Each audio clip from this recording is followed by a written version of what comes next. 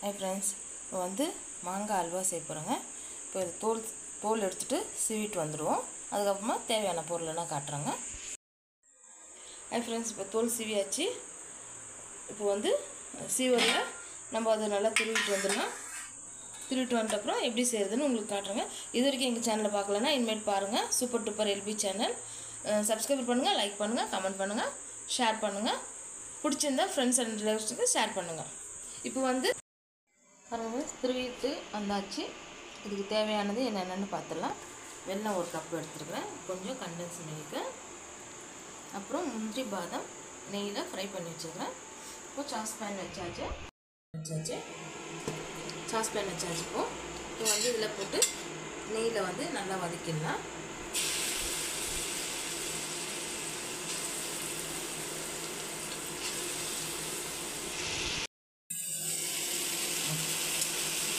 வந்து நல்லா வதக்கிடுவோம்.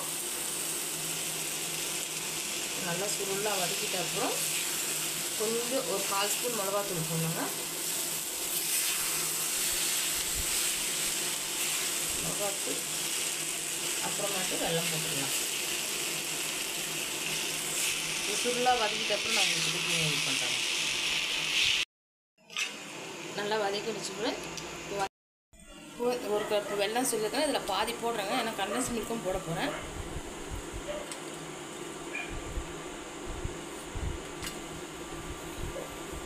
பாருங்க, பாதி கம்மி பண்ணிட்டேன். இப்போ இது கரையிட்டோம்.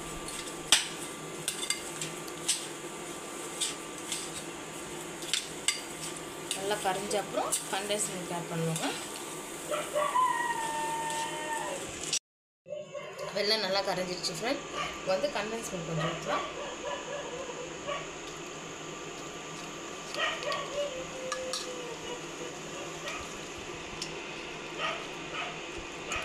வந்து நல்லா திக்காக வரைக்கும் கலக்கி விட்டுருவோம்.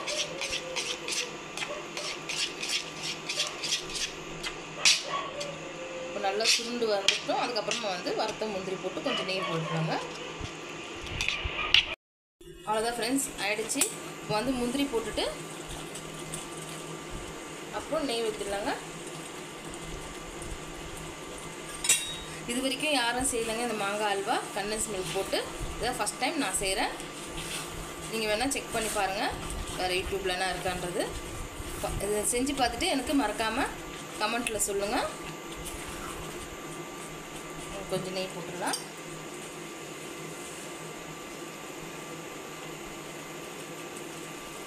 அவ்வளோதாங்க, போதும் நெய்.